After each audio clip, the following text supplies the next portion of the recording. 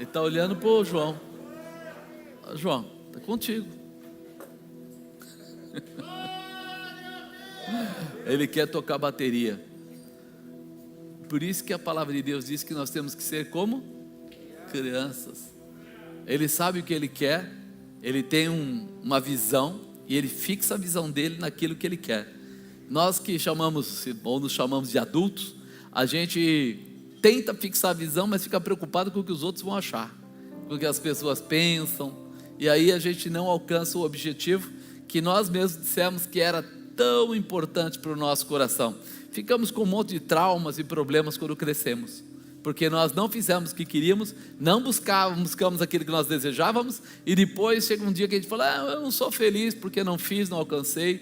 Então olhe para o Senhor, se fixe em Deus, pega a visão do Senhor para a tua vida e cresce, porque nunca haverá dúvida, medo, receio ou qualquer outro problema, em nome de Jesus. Quem reparou que tem lá fora uma iluminação diferente, que tem uma árvore diferente, né? Meu irmão, foi feito um trabalho fantástico, né? A pastora Cris, juntamente com uma equipe maravilhosa, né? O Rubivan está aí, o pastor Márcio, tantos outros aí que ajudaram, participaram. Por isso, eu quero chamar você para fazer selfie. Sair lá fora na hora que você for embora, atravessar a rua ou vir mais tarde, vem na hora que acalmou o trânsito, né? Na hora que todo mundo já saiu do caminho, porque tem uma hora que carro para um lado para o outro não vai dar, vai aparecer você, o ônibus e a árvore, né? Mas mais tarde, na hora que acalmar, a gente passou aqui ontem à noite, ainda não estava terminado, eles estavam fazendo mais coisa mais linda de Deus, bênção maravilhosa. Faça, em vez de comprar cartão de Natal, faça o seu cartão de Natal, tire uma fotografia dali e envie para os seus amigos, para os seus parentes, para todo mundo que você conhece, e diga assim: essa é a minha casa, esse é o portão da minha casa, essa aqui é a base da casa que eu vivo. Tenho certeza que as pessoas vão dizer: uau, você mora bem demais, hein, irmão? Nossa, como você mora bem, né? Então faça isso, tire selfie, eu quero ver vocês colocando. E o pastor Henrique disse que é para colocar hashtag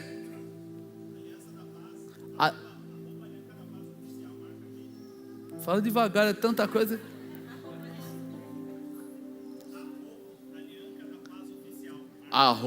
@Alianca da Paz Oficial. E marca como? @Alianca da Paz. Entendeu? É simples assim. Depois manda colocar ali, escrito como eles colocam. Por quê? Porque eu quero fazer um campeonato. Quero ver a melhor foto acontecendo. E de cara, já vai ter um prêmio. De cara, a melhor foto. Eu nem sei o que vou fazer depois, eu vou pensar. Mas eu vou dar do meu bolso mesmo. Não vou pegar da igreja nada não. R$200 para a melhor foto que for tirada. Quero ver quem é o crente mais crente que o crente. Ou seja, aquele que vai lá para o outro lado da rua, vai subir no ponto de ônibus que tem do outro lado da rua, vai botar seu rosto lá e vai dizer: eu e Deus, está aqui a minha igreja, vou nessa, tá certo? Pastor Henrique vai providenciar, então eu vou colocar isso. Depois a gente vai ver se tem mais jeito de colocar mais alguma coisa para ter segundo prêmio, ou pelo menos dividir de alguma maneira. Mas eu digo já que a melhor foto já tem esse prêmio. Você envia e vai ficar lá colocado, tá certo? Apóstolo, eu queria colocar então o meu filho fantasiado de Papai Noel. Não apela. Coloca ele fantasiado com a roupinha dele mesmo, bonitinho, e já tira foto, senão daqui a pouco vai aparecer alguém dizendo ho, ho, ho, e aí vai complicar bastante. Nós queremos estar na presença de Deus. Você que está em casa também, passa na frente da sua igreja e dá uma olhada. Você que é muito acomodado, fica sentado no banquinho, não sai daí para nada, passa aqui para você ver o que está acontecendo. Que ficaram até de madrugada vários dias projetando, e está lindo demais. Quem já viu? Quem já reparou? Amém. Eu pelo menos fiquei fascinado. Até a bispa falou para a pastora Cris: e agora, Cris? Esse ano foi maravilhoso, e o ano que vem? Ela falou: calma, bispa, nem acabou o negócio, está pensando ano que vem. A sua bispa é assim, irmãos. Se ela deu um tiro, ela já corre na frente para ver onde vai acertar. Ela fala: vou lá para ver como é que vai ficar. Então, se prepare, se estabeleça, use como cartão de Natal, mande para todo mundo que você imaginar, faça o maior movimento, não é só propaganda, isso é demonstração de amor e gratidão a Deus pela igreja que você serve. Poucas pessoas estiveram aqui cuidando disso, foi poucas mesmo, mas eles fizeram com muito amor e carinho, não foi, Rubivan?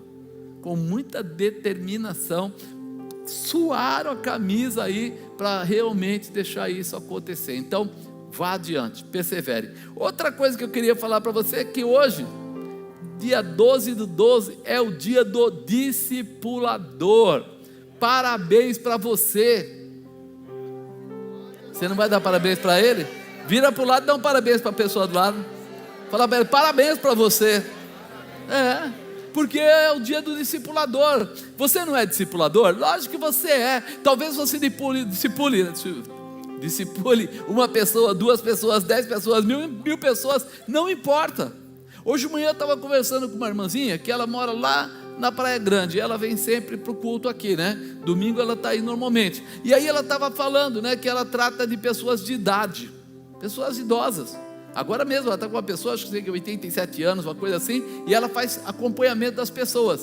E ela falou que o último que ela tratou, ele tinha toda uma visão aí para uma santa e toda uma coisa, só que de repente ela foi indo, aí foi orando com ele, falando com ele, ele acabou aceitando Jesus, tendo uma vida plena aí em Cristo, partiu para a glória, mas partiu salvo, e agora ela está lidando com outra pessoa também, idoso e tal, que tinha uma enfermidade, e ela através da oração, já curou a pessoa, ele já foi curado de uma enfermidade. E aí você fala assim, meu irmão, existem discipuladores que são de centenas, mas existe discipulador que é aquele que faz 1 a 1, pessoa a pessoa, aonde ele cai ele transforma. Tem diferença? Nenhuma. Para Deus todos são importantes, para Deus todos tem aí uma conotação gloriosa de fazer ou trazer realização. Então pensa nisso, você merece parabéns, porque você é um discipulador, você conta o seu testemunho, você fala do que Deus tem feito na sua vida, e as pessoas estão ouvindo e sendo transformadas. Agora dá para dar parabéns para ele? Parabéns, mano, você é o cara, você pode melhorar ainda mais, você pode ir além, você pode acrescentar mais e mais sabedoria, amém? Se você acha que você não era porque você não tem curso, tem gente que fica assim, né? Mas eu não sou formado em nada, mas irmão, fica tranquilo, nós estamos falando de discipuladores de Jesus Cristo, aqueles que falam simplesmente do seu testemunho, do que Deus fez na sua vida, do que Deus ainda vai fazer mais e mais, a cada dia um degrau, e todo dia eu subo a escada, eu me elevo na presença do Senhor. Então não para, vai além, acredita nisso, Deus está te chamando. Deixa Deus te usar. Falou tudo, meu pastor, falou tudo. Deixa Deus te usar. Tem coisas que Deus quer fazer e você fica bloqueando. Fala para o irmão do lado, não atrapalhe a Deus. Pronto. Falar nisso, cadê a princesa? Em casa sozinha? Que susto, cara. Uma bebezinha sozinha, não é justo. Bom, vamos lá, pessoal. Então, eu quero falar hoje sobre segredos do governo de Deus. Diga, segredos do governo de Deus. A gente às vezes, né, quando chegou, eu estava conversando com a pastora Sheila essa semana, e ela falou assim, nossa apóstolo, dia 12/12, e aí a gente começa a falar do número 12, que é o número de governo, que a gente aprendeu aí, através das coisas que Deus faz, e realmente, eu falei, eu vou dar uma explanação sobre isso, vou dar uma orientação sobre isso.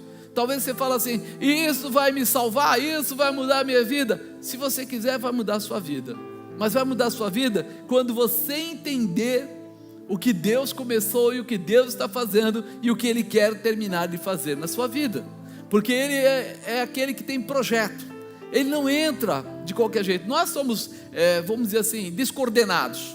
A gente começa, você já viu pessoas que fazem até curso técnico ou faculdade de uma coisa e vai trabalhar em outra? Já viu isso? Existe muito. Outro dia o pessoal veio lá, fez bioquímica, não sei o que, não sei o que. Então você trabalha em laboratório, então você trabalha em alguma coisa farmacêutica? Não, eu sou vendedor de espaguete. Pô, o que aconteceu? A gente perde com facilidade a nossa diferença, a objetividade. A gente começa uma coisa, daqui a pouco alguma coisinha dá errado, ou bloqueia, você já muda de rumo e já vai para o outro lado. Você diz, nossa, eu sonhava em ter um carro assim, assim, assim. Daqui a pouco você larga aquele sonho e compra qualquer coisa mesmo. E aí você não percebe que você não está ajudando fazendo isso. Você está facilitando a sua vida, sim, mas você não está direcionando a sua vida. Você não está acreditando no poder de Deus. Porque quando você acredita, você exerce a sua fé na direção que você estabeleceu com Deus. Alguém já fez projeto com Deus aí? Já ajoelhou lá na sua casa, escreveu no papel, por exemplo, 12 semanas de oração para 12 meses de bênção. É um projeto ou não é? Você disse que sabe as 12 coisas que você quer que aconteça no ano que vem. Se eu perguntasse para você, me fala as 12 agora, sem olhar no papel, você falaria? Teve um aqui que falaria. Algumas eu falaria, a irmã já se defendeu no geral, tá? Algumas eu falaria. Porém, o que acontece? Se são 12 objetivos, não são 300. Não deveria já estar gravado na nossa mente? Por quê? Porque eu ia me fortalecer na direção. Eu ia procurar não sair dela e não abandonar o objetivo. Mas nós somos humanos e temos essa deficiência. Somos voláteis, mudamos rápido, né? Aceitamos qualquer coisa que não seja exatamente, né? Eu brinco muito, eu vejo aí jovens que falam assim, não, eu tenho um sonho de casar com uma moça. É mesmo, como é que ela é? Ela vai ser alta, loira, isso e aquilo, tal. Aí o cara aparece com uma morena baixinha e tal. O que aconteceu? A coisa não está fácil aí fora, é melhor aceitar. Que fé você tem na vida? Não é verdade? Que fé você tem na vida? Por isso nós precisamos ter alguma convicção. E é isso que o Senhor quer nos mostrar, né? Deus tem um cuidado especial em toda a sua criação. Deus nos ensina que nada é por acaso. A gente pensa que é. Às vezes alguém rouba o carro de alguém e alguém fica desesperado, com raiva de Deus, que Deus é esse que não cuidou, que aconteceu. Ao invés de ele pensar assim, se alguma coisa aconteceu, Deus tem o controle de tudo, então algo melhor virá para a minha vida. E aí ele, em vez de reclamar, ele começa a glorificar, porque ele confia em Deus, porque ele sabe que o melhor de Deus ainda está por vir. Só que normalmente acontece o contrário. Se alguma coisa aconteceu na empresa, a pessoa chega em casa chutando o cachorro, pisando no gato e falando mal com a esposa, com o marido e tal, e ele não para avaliar, peraí, Deus está me dando uma nova oportunidade. Nós precisamos ter convicção daquilo que nós fazemos, né? Então Deus não deixa nada por acaso. Desde a fundação do mundo, Deus estabelece uma sequência, usando como base alguns comportamentos e números que destinam a orientação. Deus criou o céu e a terra e criou o tempo também. E é interessante, quando a gente começa a ver lá em Gênesis 1, ele vai criando cada coisa, vai lá, e Deus disse, e vai indo.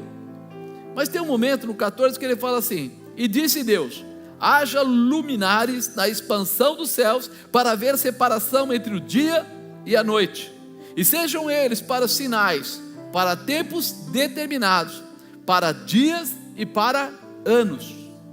Então olha, vamos dizer assim, o detalhamento, que ele fala aqui, que haja os luminares na expansão dos céus, para haver separação entre o dia e a noite, que sejam eles por sinais para tempos determinados, para dia e para anos. E aí eu paro um pouquinho para dar uma olhada, né? Quando eu falo de dias, né? Hoje a gente segue direto, né? 24 horas de 1 a 24, mas se você começar a ver o americano, por exemplo, ou algumas outras nações aí, eles colocam o AM e o PM, né? O PM é 12 horas na parte da manhã e 12 horas na parte da tarde. Quantas horas, irmão? 12. Aí você fala, peraí, o cuidado dele com os números, em dar a orientação que você vai ter 12 horas do período da manhã, 12 horas do período da noite. E aí ele falou mais uma coisa aqui, não sei se você reparou, para dias e anos. E quando a gente vai olhar para o ano, quantos meses tem um ano mesmo? 12. Rapaz, que coincidência. Ele fala de dias e ele fala de anos. E quando ele olha para dias, o número 12 se estabelece. Quando ele fala de ano, o número 12 se estabelece novamente. É um número de governo de Deus para o tempo. E aí você começa a ver que nesta época a gente até nem conhecia muita coisa. Mas uma coisa é clara, quando a gente pega até o próprio número 12, olhando para ele, não é numerologia não, fica tranquilo, mas eu pego lá o 1 e o 2, somos 2 dá 3, 3 é a trindade, Pai, Filho e Espírito Santo. E a gente começa a entender o cuidado que ele tem com cada coisa que está colocada na Bíblia, com o que representa. Ele falou que seria para governo, que seria para cuidado, né? Haja luminares passou dos céus para ver a separação entre dia e noite, sejam eles para sinais, para tempos determinados. Ele está dizendo assim, haverá governo do tempo, de 12 em 12, e ele começa a falar isso, ainda falando do tempo, mas quando a gente vai andando mais adiante, né? Eu não vou entrar em muitos detalhes, porque senão a gente vai ficar aqui, como diz, um seminário só para falar disso, mas a gente quando entra, olhando para Abraão, a gente vê Abraão com uma promessa. Abraão tem uma promessa que ele, vamos dizer assim, teria uma condição de família que não poderia ser contada. Ele fala, olha para as estrelas do céu, se você puder contá-las, assim será a tua posteridade. Olha para a areia do mar, assim também, se você puder contar, será a tua posteridade. E de repente, chama ele de pai de multidões. Mas quando a gente olha para Abraão, Abraão vira para Deus e fala para ele que ele só tinha um empregado que seria, né, pela aliança e pela visão de primogenitura e acompanhamento, ou seja, de herança, seria o Eliezer. Ele deveria ser, porque não tinha outro, não tinha filhos. Mas como Deus promete para ele que a herança dele será multiplicada, será crescida, será abundante, e ele não tinha um filho. E no meio desse caminho, Sara pisa na bola.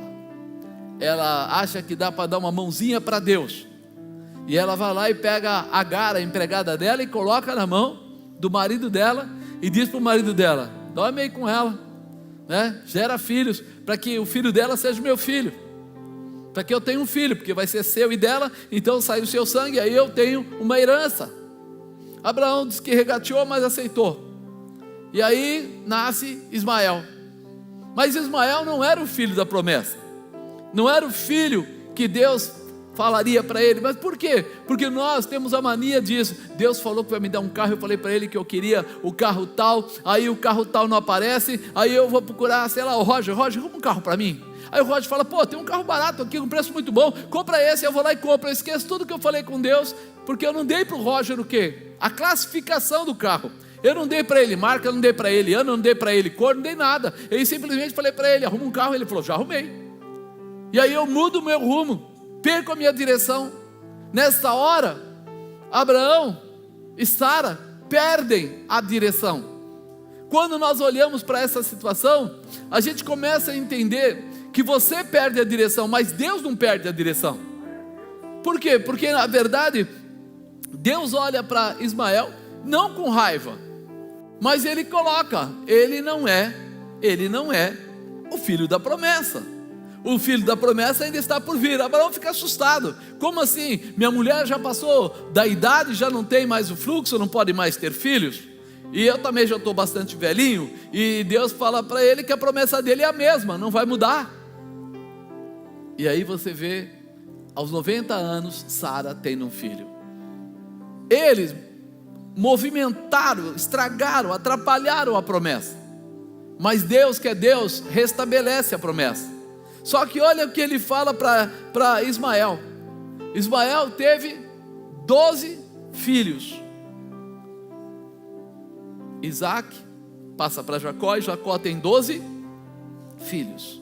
Então eu olhando aqui, vejo aqui, teve Ismael 12 filhos, Gênesis 17, 20. E quanto a Ismael também te tenho ouvido, eis que tenho abençoado e falei frutificar, e falei multiplicar grandissimamente. 12 príncipes gerará, e dele farei uma grande nação. Quer dizer que Deus, Ele reconhece, apesar do erro, né, de Abraão e Sara, de colocar Agar na parada, o Senhor não descaracteriza o filho Ismael. A mesma bênção que vai dar agora para Jacó, Ele está dando também para Ismael, não como filho da promessa, mas como a promessa que tinha sobre a cabeça de Abraão. Então agora nós vemos que o número de filhos é 12, tanto para Ismael, quanto mais adiante a gente lendo aqui em Gênesis 35, 22, fala assim, e eram 12 os filhos de Jacó, né? E aí ele fala, Rúben, Simeão, Levi, Judá, Isacar, Zebulon, José, Benjamim, Dan, Naftali, Gade, Asser. Estes são os filhos de Jacó que lhe nasceram, e Padã Arã. O governo de Deus sobre a terra de Israel foi estabelecido através dos filhos de Abraão, que passou em Isaac e atingiu Jacó. Por quê? Porque a mulher era Sara. A promessa é uma só. Quando eu olho para o número 12, eu não penso apenas naquilo que é um número, uma numerologia. Eu entendo que o Senhor é fiel e que a palavra dele vai se manter, e que ele começou uma obra, é fiel para dar continuidade a ela. Por isso nós temos que ficar atentos ao que Deus está fazendo. Deus continua essa colocação e vai mostrando. Havia uma promessa para Abraão, que alcançou Isaac, e que Isaac transferiu ela, alcançou Jacó, mas ela volta e restitui, ou volta e estabelece. Era o que Deus estava fazendo. Quando ele pegou Jacó, fazendo coisas erradas, você sabe, lá em Gênesis fala o quê? Que ele perguntou o nome, qual o teu nome? E ele falou, Jacó. Não se chamarás mais, mas chamará Israel, porque agora ele é príncipe de Deus. Agora nós percebemos o que Deus queria fazer. Ele queria criar aquela conexão determinada desde Abraão. Então o número 12 traz um número de governo, um número de estabelecimento, um número de realização. É como se fosse a marca presente de Deus dizendo assim, a minha posteridade vai passar de pai para filho. Eu tenho parte com Israel. Tem Israel de Deus aí? Deus tem parte com a sua vida. Mas uma coisa importante é não perder essa identidade, né? Não perder. A partir desta ação de governo, Deus passou a orientar o seu povo para não perderem o vínculo do governo de Deus para as suas vidas. O Senhor foi dando sinais para eles, através do número 12, para que eles não perdessem a direção. Olha o que ele fala aqui, né? De Jacó procederam 12 patriarcas, está lá em Atos 7:8, e deu-lhe aliança da circuncisão, e assim gerou Isaac, e circuncidou o 8º dia, e Isaac gerou Jacó, e Jacó os seus 12 patriarcas. Por que ele chama 12 patriarcas? Porque o nome de cada um deles, ou cada um deles se tornou o quê? Uma tribo, né? O povo de Israel era povo de Israel, mas dentro do povo de Israel haviam as subdivisões, que eram o quê? Os filhos de Jacó, os filhos de Abraão, vamos dizer indiretamente falando, a herança de Abraão. E isso fica marcado, os segredos do tabernáculo. Quando você olha para o tabernáculo, você vai começar a perceber, havia 2 colunas de 12 côvados, cada uma no templo do Senhor. Está lá em 1 Reis 7:15, e formou 2 colunas de cobre, a altura de cada coluna era de 18 côvados, e um fio de 12 côvados cercava cada uma das colunas. Havia uma lareira de 12 côvados de largura e 12 côvados de comprimento, né, no templo. Ezequiel teve essa visão, e ele define a visão. E você começa a perceber, se você tirasse o número 12 e colocasse a palavra Israel, você ia começar a entender que em todas as medidas, em todas as possibilidades, Deus volta a dizer que o povo dele é especial, e que o povo tem que entender que Ele é perfeccionista. Deus é perfeccionista. Ele faz as coisas sem chance de errar. Ele faz as coisas para que você fique bem definido, bem estabelecido. Não tenha medo, não volte atrás, não desanime. Deus é contigo, e nessa posição Ele quer dizer para você: olha para mim, sou o autor e consumador da sua fé, ando com você e direciono você numa só direção. Não existe duas, é um só posicionamento. Olha, de repente aí no tabernáculo, né, ele começa a mostrar, ele começa a declarar em Ezequiel 43:16: e o altar terá 12 côvados de comprimento, 12 de larguras, quadrado nos 4 lados. Havia 12 pães em cima do altar, 12 pães de flor de farinha sobre a mesa de ouro perante o Senhor. Está lá em Levíticos 24:5, né? Também tomarás da flor de farinha e dela cozerás 12 pães, cada pão será de 2 dízimos de uma efa, e as porás em 2 fileiras, 6 em cada fileira, sobre a mesa porá perante o Senhor. Ele começa a demonstrar para você: 12 é meu número de governo, para que você nunca se esqueça que eu tenho parte com Israel. Eu tenho parte, quando ele fala Israel, ele está falando um povo chamado povo de Deus. Povo de Deus é aquele que é obediente a Deus, é aquele que está debaixo da palavra de Deus, que faz exatamente a vontade de Deus. Tem esse povo aqui? Aleluia. A cidade santa vista por Ezequiel possuía 12 portas. Olha aqui, Ezequiel 48:31.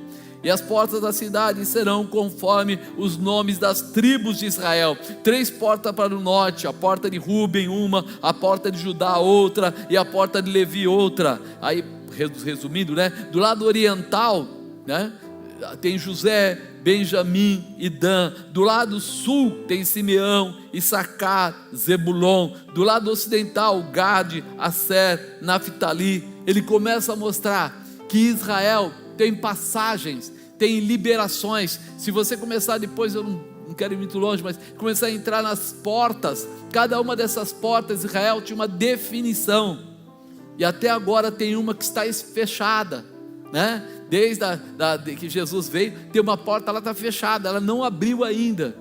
É a porta que se estabelece para o Apocalipse. Você vai ver, se você ler, você vai entender que tem uma porta que ainda está reservada. Tudo isso a gente começa a ver como Deus está falando com a sua casa, com a sua igreja, com o seu povo. Ele não mudou nada e não vai mudar. Por isso ele fala sempre dos filhos de Jacó. Ele quer dizer assim: a minha promessa não é desfeita. Deus tem promessa na sua vida?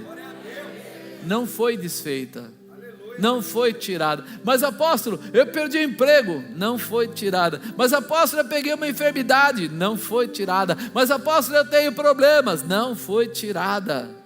A promessa de Deus não acaba por causa de situações humanas. A promessa de Deus só pode cessar quando você perder a visão de Deus e sair da posição dele, sair da intimidade dele, porque a parte dele não muda.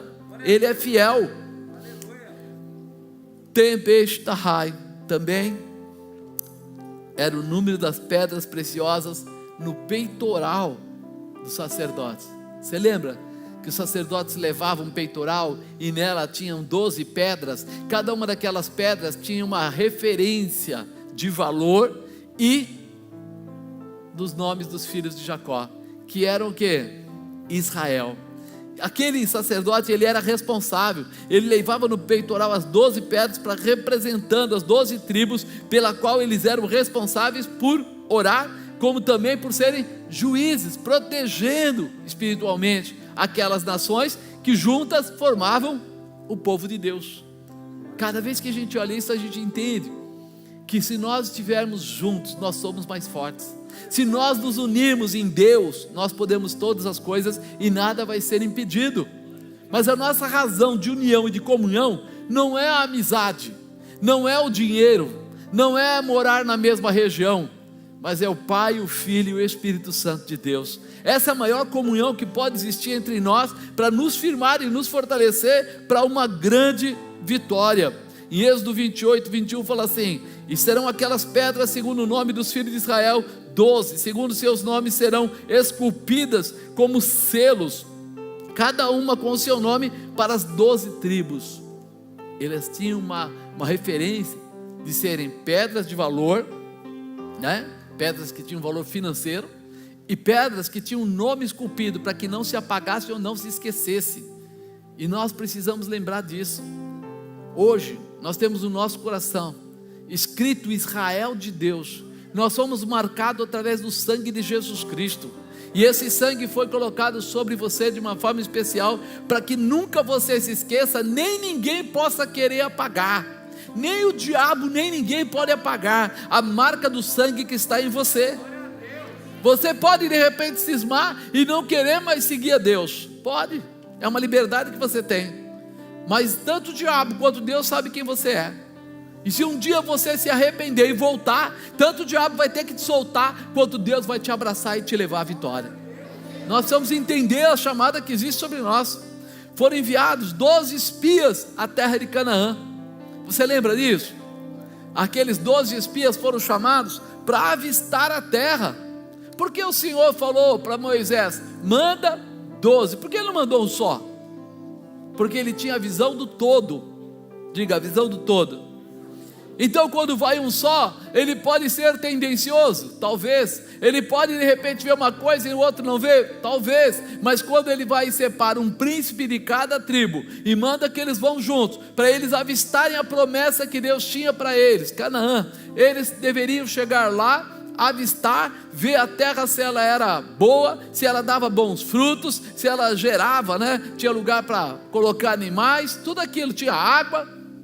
E eles voltam dizendo, é verdade, a terra tem tudo isso, mas a terra tem gigantes. E aí eles começam a defamar a terra. Eles esqueceram que eles foram unidos para chegar lá e ter uma determinação e voltar com a determinação. E desses 12, 10 voltam negativamente, não prestando atenção na promessa do todo, da vida deles, daquilo que era deles.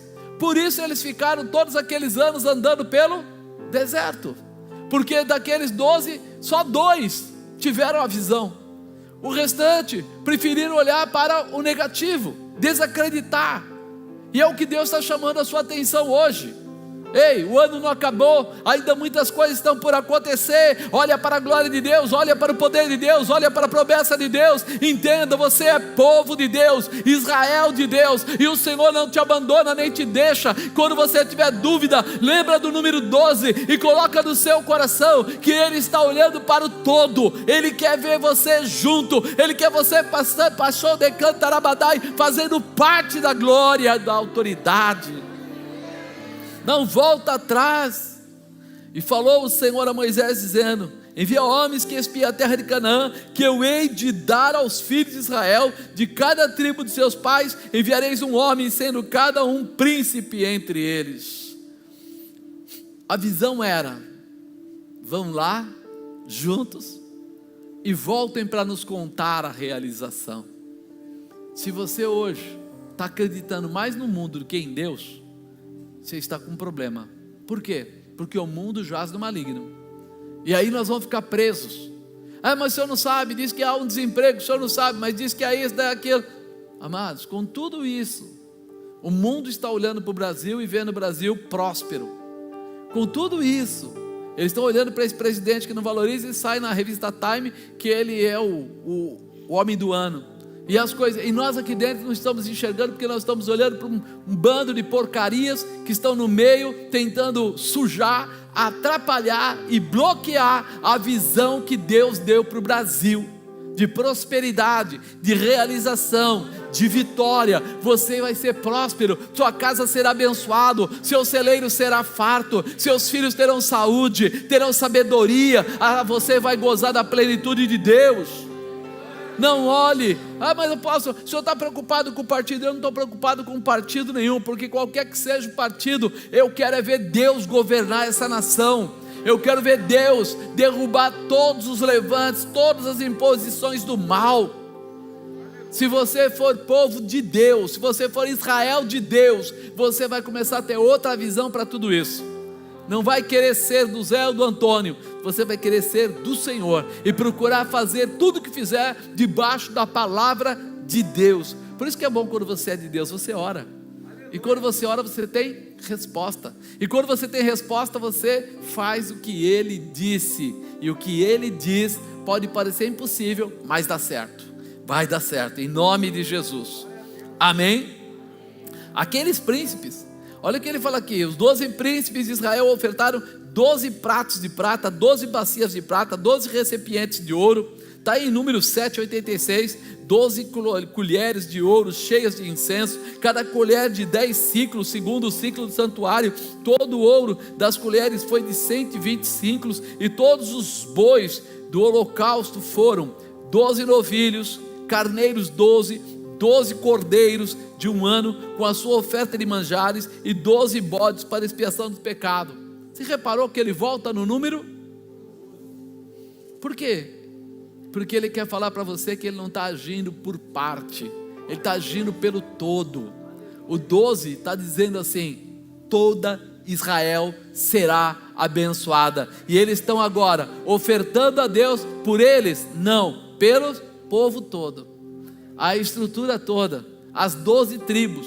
Nós precisamos entender que a nossa oração não é para uma pessoa ou para uma situação. Nós somos chamados para ser povo de Deus, e vamos olhar para isso. Então, toda vez que você olhar o número 12 aqui, lembra, o todo de Deus, a estrutura completa de Deus, né? Foram depositadas 12 pedras por ocasião da travessia do Rio Jordão, né? Você lembra Josué? Josué chegou lá, eles estavam lá, os sacerdotes carregando a arca do concerto. Quando o primeiro sacerdote tocou a água, o Jordão cessou, parou, e o restante foi embora, abriu-se em seco. E aí vem uma ordem de Deus. Que ordem? Pegue 12 pedras. Quantas pedras? 12. Tire elas, separe, coloque lá separadas, para que sejam por lembrança. Por que elas tinham que ser por lembrança? Para que eles nunca esquecessem que foi Deus que parou as águas, foi Deus que liberou o caminho, era Deus que estava preparando a vitória deles sobre Jericó, sobre aquela muralha enorme. Então Deus queria que eles lembrassem, mas Ele mandou colocar as 12 pedras, ou seja, todos devem saber que a luta de Deus para a vitória do seu povo é para todos. Você está no meio dos todos? Aleluia, né? O Senhor veio para alguns, então quer dizer que não foi Ele que deixou ninguém para trás. As pessoas que não se movem na direção de Deus, Ele veio para todos. Eu poderia escrever aqui: e Deus veio para os 12, e eu estaria dizendo: todos precisam estar debaixo desse concerto, dessa intimidade, dessa realização, né? Quando aquele povo estava vindo, tinha andado no deserto, passado pelas águas de Mara, eles chegaram lá, e todo morrendo de sede, porque era deserto, e eles foram tomar água, e a água era amarga. E na hora o povo começou a reclamar de Moisés: para que você trouxe a gente aqui? Trouxe a gente para morrer. E começou a reclamar, já queriam matar Moisés. E Moisés fala com Deus, e Deus olha para o lado, fala: olha lá Moisés. Moisés olha, vê uma madeira lá, um pedaço de árvore, e aí ele fala assim: pega aquela madeira, joga na água. Ele vai lá, pega a madeira, joga na água, e a água fica doce, e eles bebem, e aí eles acalmam. Mas eles têm que prosseguir a caminhada, porque eles estavam indo para Canaã. E quando eles vão prosseguir, no caminho o Senhor coloca o quê? Está escrito aí: então vieram a Elim, e havia ali 12 fontes de água, 70 palmeiras, e ali se acamparam junto das águas. Deus quis mostrar para eles o que? Eu tenho a fonte para todos vocês. Por isso havia 12 fontes de água. Antes foi por milagre, aqui já estavam as fontes preparadas, 70 palmeiras, 12 fontes, e eles chegam até lá, e eles começam a ver agora que a água estava livre, à vontade, uma fonte para cada tribo. Quer dizer, novamente ele dizendo o quê? Água para todos, eu alimento vocês. O povo, infelizmente, sempre foi chapado, difícil, e eles começam a chorar para dizer o quê? Tá bom, agora a gente tem água, tem algumas palmeiras, as palmeiras daquele lugar davam o quê? Tâmaras, que é um fruto gostoso, mas tem limite, acaba. E eles começam a reclamar, e ali mesmo Deus dá a eles o quê? O maná. Começa a partir dali a cair o maná do céu. E aí nós começamos a ver a posição, Deus dando cuidado total a eles, 12 fontes e maná do céu, caía todos os dias, só um dia não caía, ou seja, era o dia de adorar ao Senhor, era o dia do Senhor. Então naquele dia, unicamente, o dia anterior eles podiam colher o dobro, e aí no dia seguinte eles comiam daquele maná. Nos outros dias todos, se eles colhessem a mais, eles tinham que jogar fora porque apodrecia. Mas naquele dia que era para adorar a Deus, todos adorando a Deus, não faltava alimento para ninguém. Amado, será que você consegue entender quantas vezes nós furamos a orientação de Deus e por isso tanta gente passa fome no mundo? Porque nossa visão não é adorar a Deus. Tem gente roubando para ficar mais rico, tem governantes e senadores e não sei o que lá, roubando aos cântaros para ficar melhor em si. E Deus olha e fala: vocês não precisam fazer isso, há provisão para todos. Todos quem? Todos que andarem comigo, todos que estiverem debaixo do meu poder, todos que me enxergarem como o Senhor das suas vidas. E aí você começa a entender o caminho e o cuidado. 12 fontes, nenhuma mais, nenhuma menos, mostrando que o Senhor é o provedor da vida deles no meio do deserto. O altar de Elias no Monte Carmelo, você lembra disso? Quando Elias vai entrar numa batalha contra 850 profetas entre Acera e Baal, naquele momento que ele chega naquela peleja, a primeira coisa que ele faz é acertar o altar, e ele vai lá e pega quantas pedras? Novamente, ele não falou assim: eu vou acertar a tribo de José, eu vou acertar Naftali, não, ele pegou uma pedra para cada tribo, porque ele estava lidando com o todo, o Deus poderoso, o Deus grandioso, o Deus eterno. Então ele vai, coloca as pedras, coloca a lenha em cima, coloca o animal lá que ia ser sacrificado, faz um rego em volta, derrama os 12, quantos cântaros de água? 12 cântaros de água, e aí ele pede fogo do céu, e o fogo desce. Por quê? Porque ele não estava agindo parcialmente, ele estava agindo no todo, ele estava na visão de Deus, debaixo do seu poder e da sua autoridade. Você consegue entender por que fala tanto de 12? Porque ele está dizendo do todo, ele está falando de Israel. Se você quiser andar sozinho, ter uma vida sozinho, achar que você não tem nada a ver com ninguém, coisa parecida, você vai sofrer muito. Mas se você entender que você faz parte do corpo de Cristo, que você foi chamado para fazer parte do exército de Deus, que você tem a promessa do Senhor de cuidar de você, da sua casa, da sua família, dos seus parentes, dos seus amigos, todos aqueles que quiserem aceitar a presença do Senhor na sua vida, então você será totalmente vitorioso.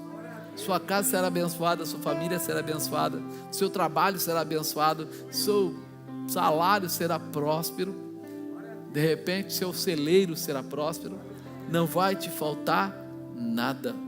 Então Elias percebeu que ele ia pedir algo para Deus, e para pedir algo para Deus não podia ser de qualquer jeito. Por isso que ele começou a usar a mesma razão que Deus ensina desde o princípio da terra: o todo, ser Deus o único, ser Deus o todo-poderoso. O povo de Deus é o povo de Deus, Israel de Deus, não é do Zé, do Antônio, do Pedro, do João, da Maria, não, é o todo-poderoso. E é isso que precisa entrar no nosso coração.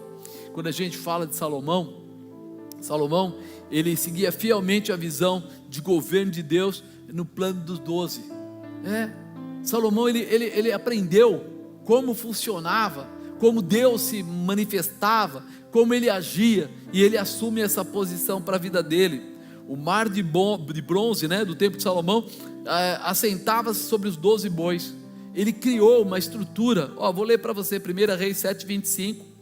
e firmava-se sobre 12 bois, 3 que olhavam para o norte, 3 que olhavam para o ocidente, 3 que olhavam para o sul, 3 que olhavam para o oriente, e o mar estava em cima deles, e todas as suas partes posteriores para o lado de dentro. Ele começa a dar uma direção de como ele criava as coisas na mesma visão de Deus, não um lado. É como se dissesse norte, sul, leste, oeste. Fecha os 4 pontos.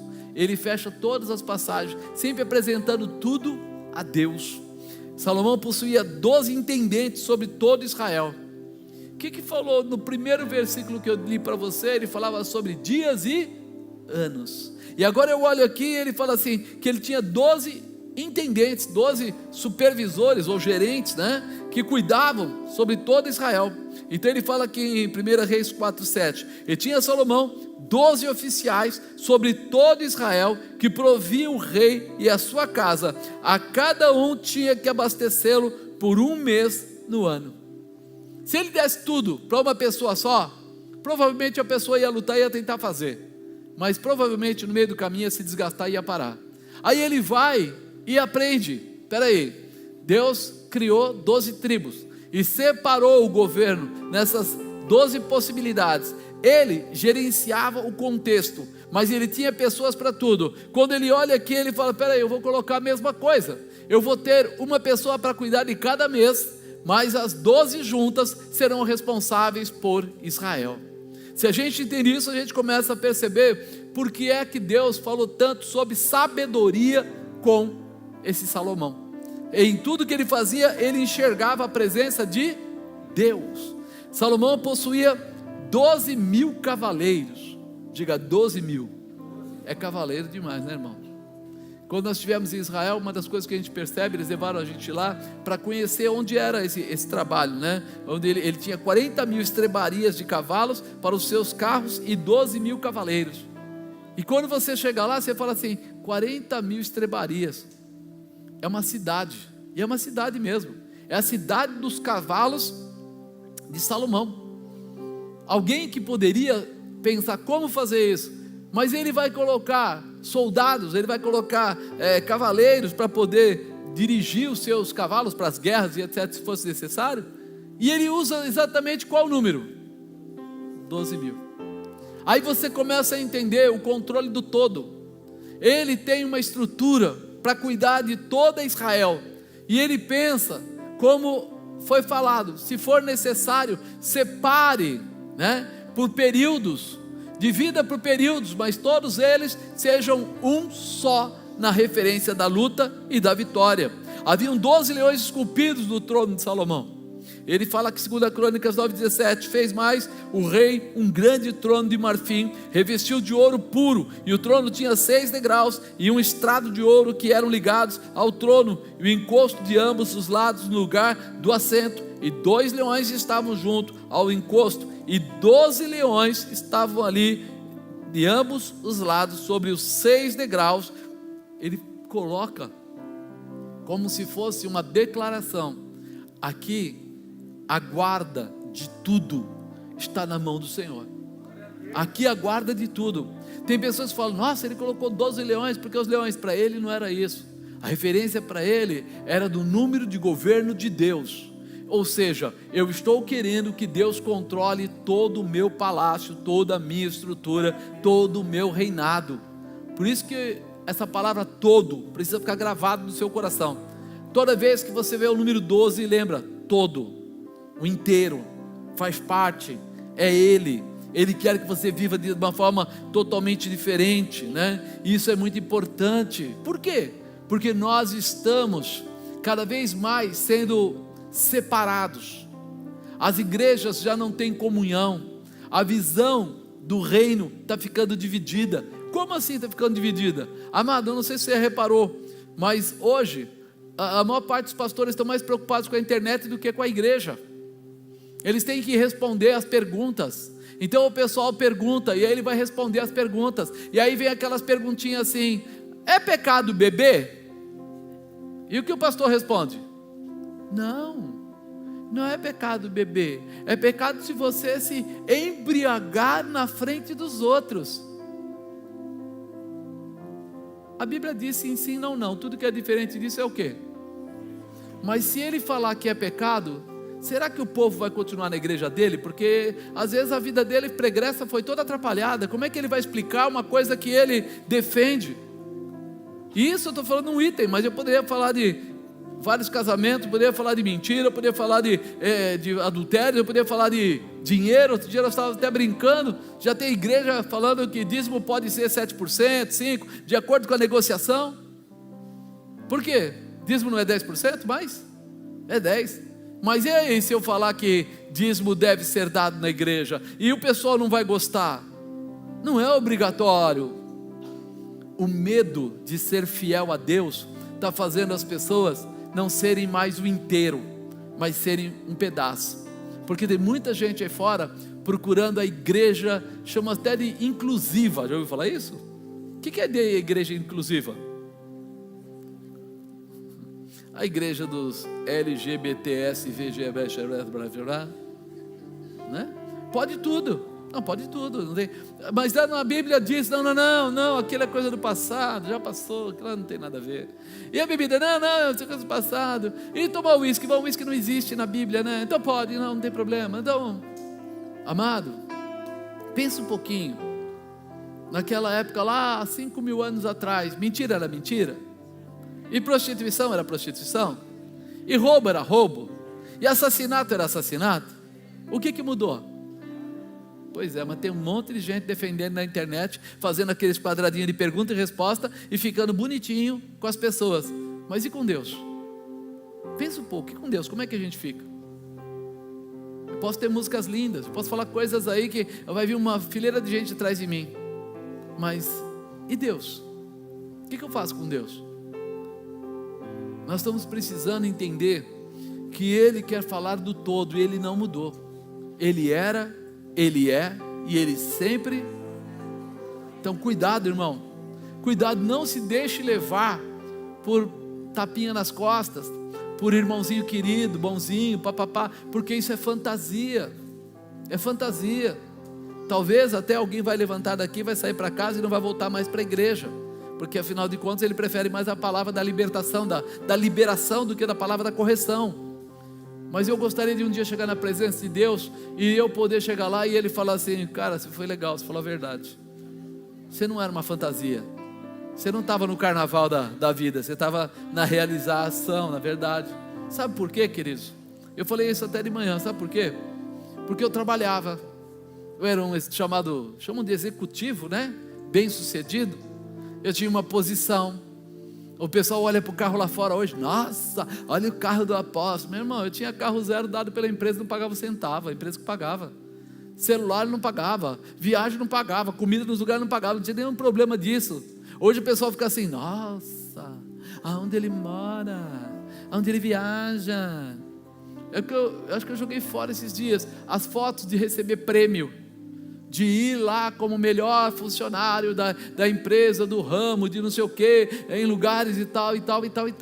Quando eu saí daquilo, eu vim para a igreja, eu aceitei ser um pastor, eu abri mão de ficar. Então eu não estou na igreja por falta de opção, eu não estou na igreja para tentar manter um dinheirinho no bolso.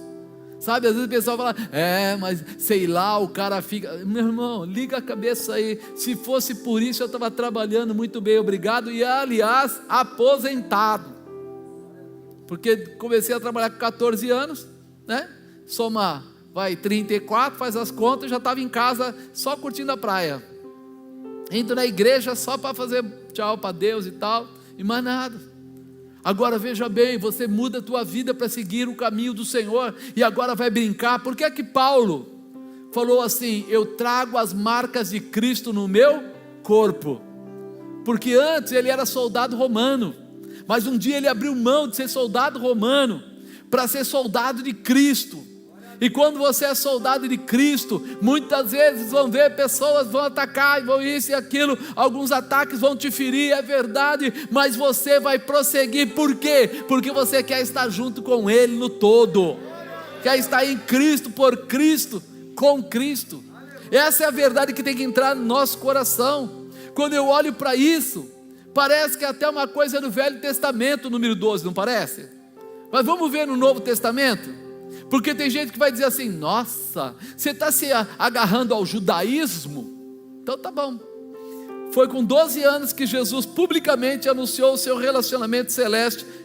Eu acho que você lembra.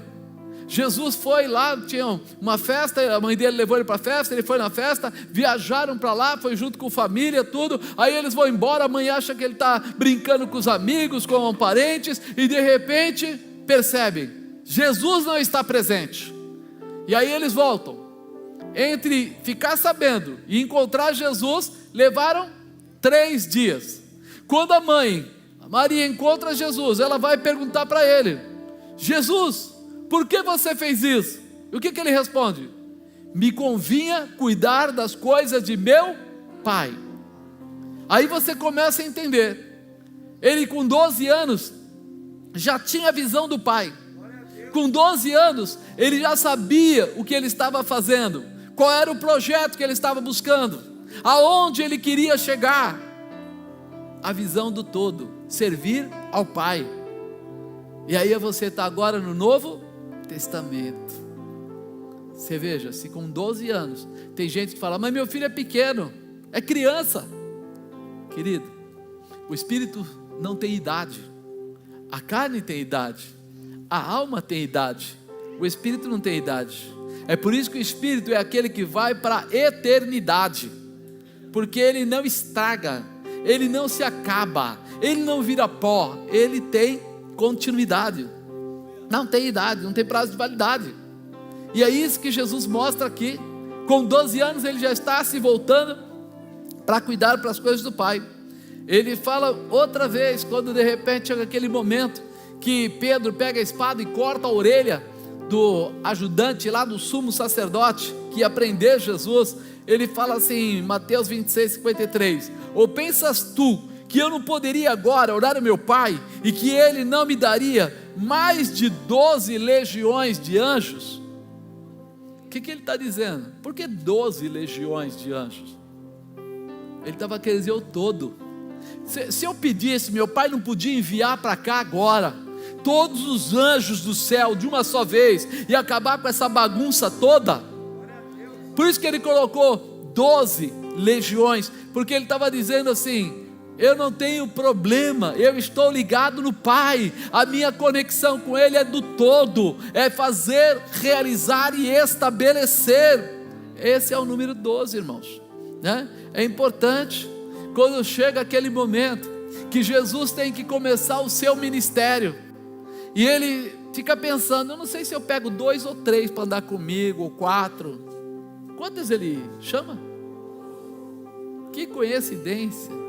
Por que 12? Porque 12 representava o todo que fosse necessário, ou era necessário, para estabelecer agora o poder de Deus na terra. Ele não precisava de 500 de uma vez, ele não precisava de 600 de uma vez, ele poderia fazer até com um só, mas ele queria novamente estar falando do todo. 12, esses 12, sabe o que aconteceu? Trouxeram milhões. Hoje nós somos milhões e milhões. Por quê? Porque quando ele começou, ele vislumbrou o todo de Deus. Por isso, quando você olha para o número 12, lembra disso, o todo. O Senhor está dando a você a determinação e a declaração que nós somos escolhidos. Você é um daqueles que tem sobre si o chamado. Apóstolo, mas teve um que não deu certo. Sabe por quê? Que Judas não conseguiu ficar? Porque quando você está no todo, a presença de Deus se manifesta. E quando a presença de Deus se manifesta, o que não é dele é expurgado, é jogado fora. Jesus falou assim: Pedro, você fica ligado que Judas vai me trair, você pega ele, tá? Eu vou para a esquerda, você não esquece, você pega ele. Falou isso? Não precisa. Judas se enforcou sozinho, Judas se matou sozinho. Por quê? Porque quando você está no todo, você não tem que se preocupar com os outros. O Espírito de Deus se manifesta e expurga, tira fora tudo aquilo que não for de Deus, porque você está no centro da vontade de Deus. Toda vez que você lembrar do 12, lembra, eu estou no todo, eu estou no conjunto, mal nenhum, praga nenhuma chegará à sua tenda. Por quê? Porque ela vai ser expurgada. Por quê? Porque você está no todo, você está na ligação conjunta com Deus Todo-Poderoso. Apenas se mantenha na posição, se estabeleça na posição. É interessante porque até os milagres, né? Jesus curou aquela mulher do fluxo de sangue. Quantos anos fazia que ela estava doente? 12. Ela estava doente e ninguém conseguiu curá-la. Ninguém conseguiu curá-la.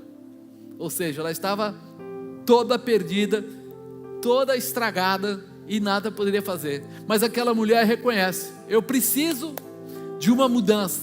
E uma grande mudança só tem em Deus. E quem representa a Deus? É aquele Jesus. E ela vai, quebra todas as barreiras, fura todos os princípios, chega até ele e toca nele. E quando ela toca nele, diz que dele saiu virtude. Por quê? Porque ele representava o todo. Jesus não representava Jesus, ele estava ali representando o Pai. Tudo que pedires a meu nome, a meu Pai, ele vou-lo fará, para que o Pai seja glorificado no Filho. Ele representava o todo. Ele estava ali com essa definição. Por isso, quando a mulher tocou nele, não tocou nele, tocou diretamente em Deus, tocou no todo, e de lá saiu virtude. E ele sentiu, tirou de mim, arrancou de mim. Não foi assim: posso tirar um pedacinho da sua roupa para dar sorte? Não, não. Quando ela tocou nele, já saiu para fora, já foi derramado. Quando você entender que você não vive por pedacinhos, você vive pelo todo, você vai querer tocar em Jesus, você vai querer uma manifestação de glória, você vai querer ver a transformação na sua casa, na sua família, dos seus filhos. Aonde você tocar, os milagres vão acontecer, porque você não está tocando em alguma coisa. Você lembra quando a gente era de uma outra religião, falava assim: qual é o seu santo protetor? Não era? Meu pai falava que meu nome era Marcos, porque eu fui, né, honrado ou glorificado, colocado lá para São Marcos, e não sei o que. Nunca deu certo porcaria nenhuma. Fiquei doente, tive problemas, de tudo. Mas um dia alguém falou para mim: tem alguém que é todo poderoso, e se você receber a Ele, você recebe ao Pai. Receba Jesus Cristo como seu único e suficiente Salvador, e você vai estar recebendo o Pai, porque Ele está aqui representando o todo. Ele faz parte. É por isso que a gente fala que o nosso Deus é trino: Pai, Filho e Espírito Santo. Quando você está falando com o Espírito Santo, você está falando com o todo. Quando você está falando com Jesus, você está falando com o todo. Quando você está falando com Deus, você está falando com o todo. Eles não se dividem. Eles não vão tentar colocar quem é mais, quem é menos. Nós somos o todo. E é isso que nós precisamos viver de uma forma especial. Aquela mulher foi curada imediatamente, porque ela tocou no todo. A filha de Jairo, aquela que ressuscitou, ela tinha 12 anos. E aí é interessante, porque fala que o Jairo era príncipe da sinagoga, mas ele foi prostrar-se aos pés de Jesus. Foi buscar resposta no todo, naquele que pode todas as coisas, a quem nada pode ser impedido. E nós precisamos entender isso. Toda vez que a gente vê uma dificuldade grande, nós temos uma resposta grande: é Jesus Cristo, que representa o todo sobre a nossa vida, o todo-poderoso, o eterno, o glorioso, o fiel, o justo, o verdadeiro, aquele que pode todas as coisas, porque Ele representa o Pai aqui na terra, né? Jesus dá continuidade à visão do governo de Deus com esse número, usando aí o número 12. Lembra quando Ele vai de repente lá multiplicar os pães e os peixes? Primeira multiplicação, não tem nada, despede o povo. Ele fala: dá-lhes voz de comer. O pessoal falou: mas não dá. Ele falou: o que você tem? Eu tenho alguns poucos pãezinhos e peixinhos. Ele falou: traz aqui. Trouxeram aquele pão. Ele levanta, ora e começa a repartir na mãos dos apóstolos, o pão e o peixe. Eles vão e distribuem. Quando eles terminam, sobram quantos cestos cheios? Mas eles alimentaram 5.000 pessoas, e mais os familiares, e voltam 12 cestos cheios. Se aquele menino comesse aquele pão e comesse aquele peixe, talvez ele sentisse a barriguinha dele saciada. Mas ali não, ali todos comeram, e ali os 12 cestos se encheram. O Senhor está dizendo assim: quando Ele opera, não há falta de nada. Ele multiplica, Ele prospera, Ele cura, Ele libera, Ele transforma, Ele restaura. O todo é isso, é a presença de Deus, não da tua maneira, da maneira dEle. Se Ele não entregasse, não aconteceria, mas entregando, sobejou. 12 cestos, ou seja, tudo para todos, todo o tempo. Não há como segurar, atrapalhar ou impedir aquilo que Deus quer fazer. No Antigo Testamento a gente falou das 12 tribos. No Novo Testamento a gente vê Jesus falando de 12 apóstolos. Mas existe uma correlação aí que eu acho muito interessante se falar. Que as 12 tribos foram formadas sem uma escolha deles. Eles foram filhos que foram gerados e por serem filhos de uma promessa se estabeleceram. Mas os 12 apóstolos não aconteceu assim. Os 12 apóstolos Jesus chamou e eles vieram. Eles assumiram, eles aceitaram, eles até sofreram por isso, porque eles aceitaram entrar numa dimensão sobrenatural. Então ele fala que os 12 apóstolos representam o povo de Deus no Novo Testamento. Mateus 19, 28. E Jesus disse-lhes: em verdade vos digo que vós que me seguiste, quando na regeneração o Filho do Homem se assentar no trono da sua glória, também vos assentareis sobre 12 tronos para julgar as 12 tribos de Israel. Sabe o que ele está dizendo? Que aqueles 12 apóstolos fizeram um trabalho tão especial, que eles ganharam o direito de se assentar nos 12 tronos junto com Jesus, e vai ter a capacidade de julgar os outros 12, que formaram, as 12 tribos que formaram toda essa base que nós falamos. O que eu quero dizer para você? Querido, você foi escolhido para receber a Jesus Cristo como seu Senhor e Salvador. Alguém recebeu a Jesus? Quando você aceitou a Jesus, sua vida foi transformada. Você não anda mais pela sua própria força, você agora anda pela força do Senhor. Você está debaixo do Todo-Poderoso, daquilo que é grande, tremendo, glorioso, fiel, justo, verdadeiro. E agora essa autoridade é tão grande, que aqueles apóstolos que pareciam só pessoas simples, o Senhor Jesus está dizendo: vocês vão julgar as 12 tribos, vocês vão estar comigo, porque vocês acreditaram, porque vocês vivenciaram. Então não tenha medo. Talvez hoje, em tudo que nós estamos vendo nesse mundo, tanta porcaria acontecendo, pessoas querendo estragar as famílias, colocar prostituição, colocar mentira, colocar adultério, colocar ideologia de gênero, e toda tranqueira, políticos roubando. Não olhe para isso. Lembra, há uma promessa sobre a tua vida. Você recebeu a Jesus Cristo para ser diferente. Você recebeu a Jesus Cristo para andar na visão dos 12, para andar debaixo de uma palavra profética, para crescer no todo, para ser abençoado no poder que Deus tem sobre a sua vida. Nada vai te segurar, nada vai te atrapalhar, nada vai te bloquear, nada vai roubar a alegria da tua casa, da tua família, mas você vai precisar entender e viver essa promessa. Você não vai se permitir ser tocado nem por esse, nem por aquele. Não importa partido, não importa pessoas, importa se está dentro ou fora da palavra de Deus. Mas em quem eu devo votar ou colocar minha fé? Coloque sua fé em Jesus Cristo. Mas se na terra você tiver que votar, olha sempre, essa pessoa está dentro ou fora do que a Bíblia diz. O que essa pessoa defende, o que essa pessoa ensina. Se ele ensina algo contrário ao que está na Bíblia, não serve para andar com você. É isso, é básico. Você não tem que ficar avaliando conta bancária, o passado, porque às vezes o passado foi uma, mas a pessoa lá aceitou a Jesus, mudou a sua vida e hoje é outra pessoa. Mas nós precisamos saber o que é que ele tem como base, o que é que ele defende. Por quê? Porque nós estamos com Deus ou nós estamos com Deus. O Senhor está te chamando para fazer parte do todo. Para você andar na palavra, viver a palavra, se alegrar da palavra, abençoar e orar por pessoas, viver essa realização de uma forma diferente. Não quebre esta ação de governo de Deus, não dê liberdade para Satanás. Toda vez que você lembrar do número 12, lembra, eu faço parte do todo. Eu faço parte do exército de Deus, eu faço parte dos escolhidos, eu faço parte daqueles que andam pela palavra, pela verdade, e eu não vou aceitar outra situação. Mas apóstolo, a gente pode tropeçar? Pode. Mas ele diz, filhinhos, não pequeis, se pecardes, tendes um advogado.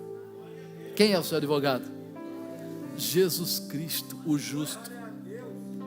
Vá até Ele, se arrependa, peça ajuda, mude a tua história.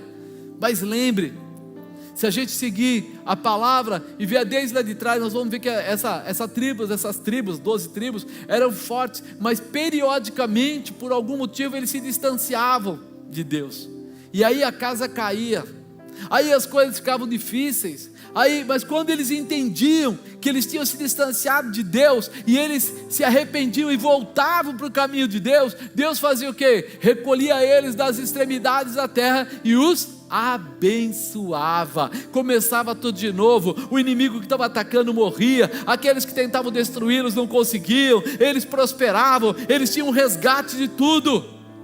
Então levanta a tua cabeça e lembra, fui chamado, fui separado, sou vitorioso no Deus que eu sirvo, porque eu faço parte do todo, não de um pedacinho. Eu faço parte daqueles que são escolhidos, eu faço parte do Israel de Deus.